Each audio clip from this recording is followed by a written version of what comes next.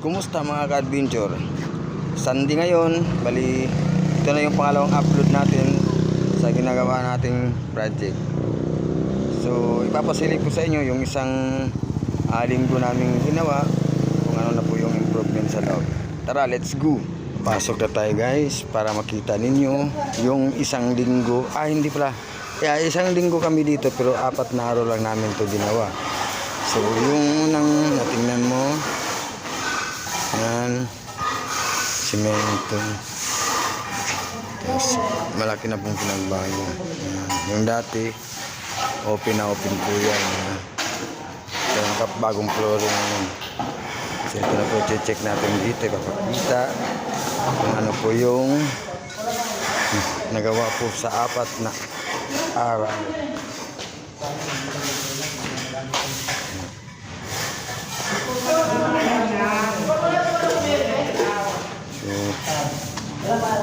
Dito yung kitchen, tapos dito naman yung CR. Kaya malaki na po yung pinagbago. So next week naman ulit i-upload ko yung buong isang linggong gagawin po dito na, at yung pagbabago ng isang linggong gawa. So guys, dito lang muna tayo. Maraming salamat.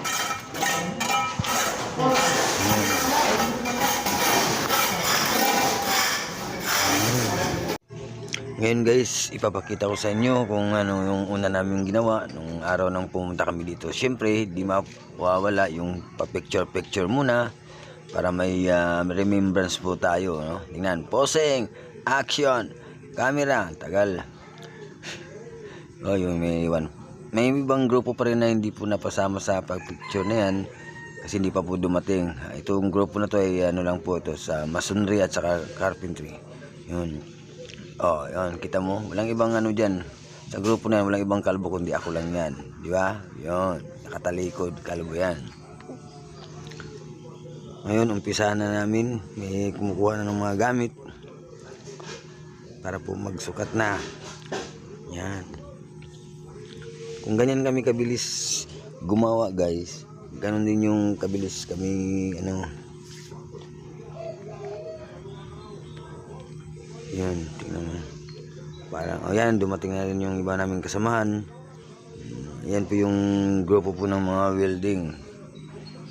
Yan. At saka yung sa plumber pala, ano, plumbing.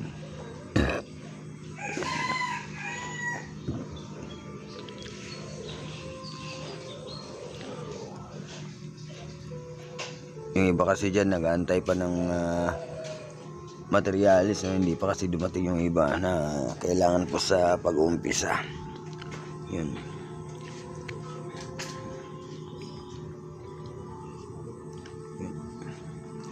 Guys, para sa gustong magpa-disenyo ng mga bahay, no? Interior design, ilalagay ko lang sa description yung link ng Idea Forma at saka yung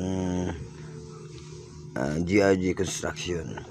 Baka gusto nyo magpagawa kahit kung saan mo naabot itong video na to at may gustong actually hindi nyo pa makikita ngayon yung magandang resulta kasi nga kakaumpisa pa lang, pero linggo-linggo po i-upload ko po yung video para makita nyo po yung yung natapos na nagawa namin sa isang linggo, para makita nyo naman kung gaano kaganda yung design na gagawin namin dito sa pagtatransform ng building na ito.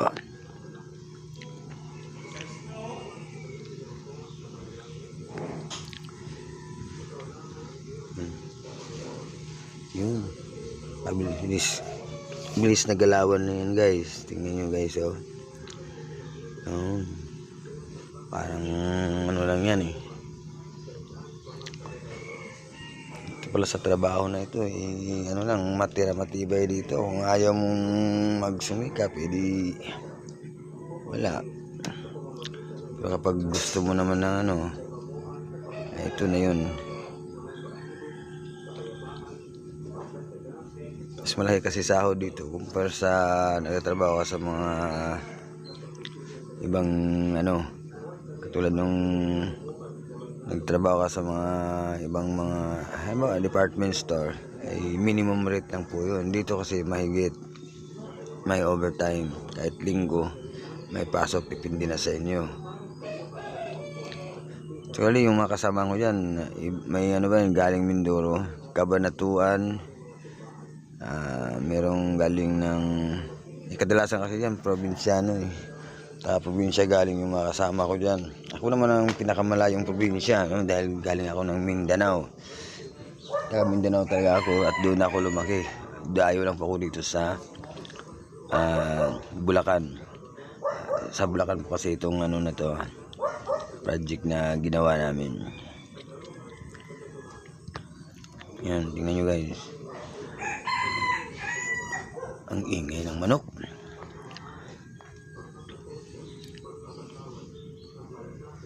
Tapos mula bukas, kasi Lunes bukas, mula bukas hanggang isang linggo nga, i-upload ko na rin yung pagbabago ng ng project na ito, kung ano man yung magawa pa namin. Siyempre full force to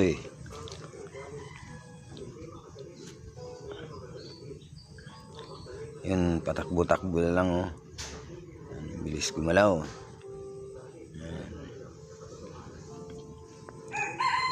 Ito yung makikita nyo naman dyan mula sa pader, sa flooring, hindi pa po na bago yan. Pero nung nauna kong video, may natapos na po, na bago na po yung flooring, may mga nakabit na po mga bakal, at saka dun sa bandang likod may na po, partition na po ng kitchen at saka comfort room.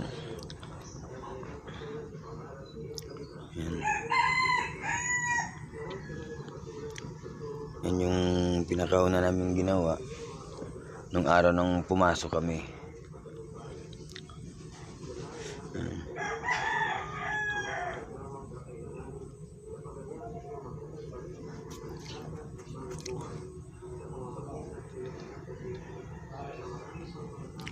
Yan, tuloy-tuloy lang po yung tulong-tulong kasi yan. Mayroong tagahawak, mayroong tagapako, mayroong tagabutas ng pader.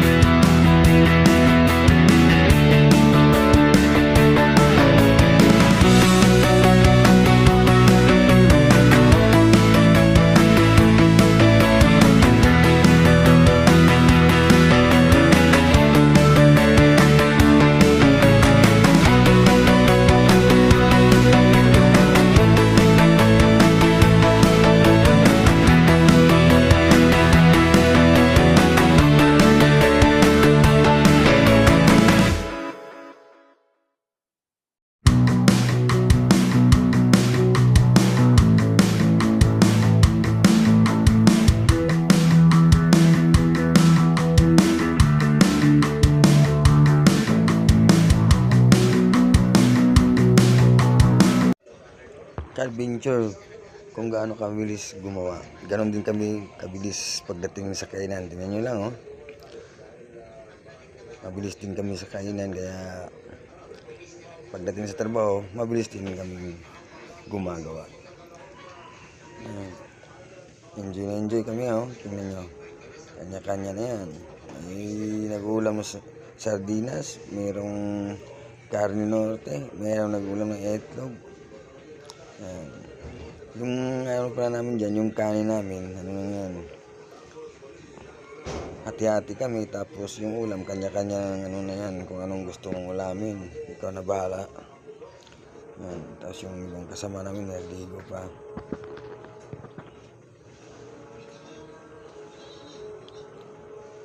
Yan, diba? Parang ano lang eh, ang bilis. Yan.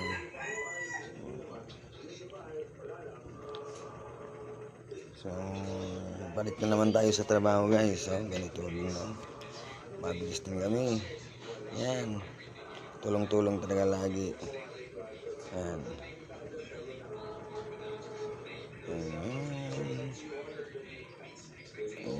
Yan.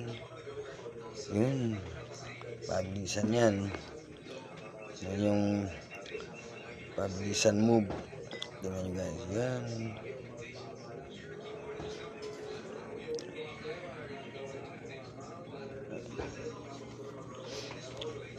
Ayun. Alam niyo na kung sino nagbuhat ng plywood. Ako na yun.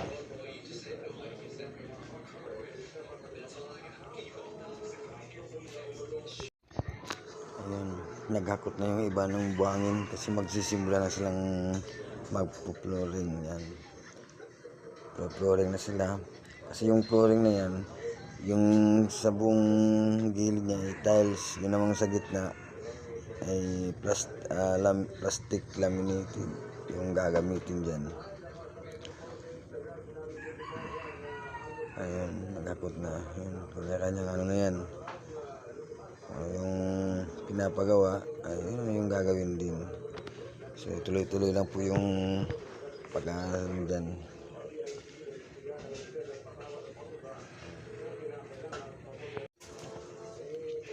Nagsimula yung kaibigan, no? Yung kaibigan ko na kasama ko rin dito. Yan yung galing ng Cabanatuan.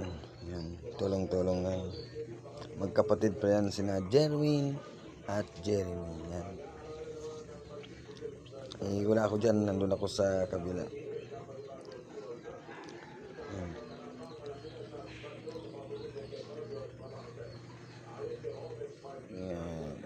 Yun namang nakatayo. Yan yung overall foreman po ng project na ito. Yan po. Dito lang muna tayo guys. Keep on watching. No? Next week upload na tayo ng bagong video. So maraming salamat ka-adventure sa panonood ng video na ito. Like and share lang po. Comment sa YouTube channel ng Boy Palaboy at Boy Stokwa. Thank you. God bless.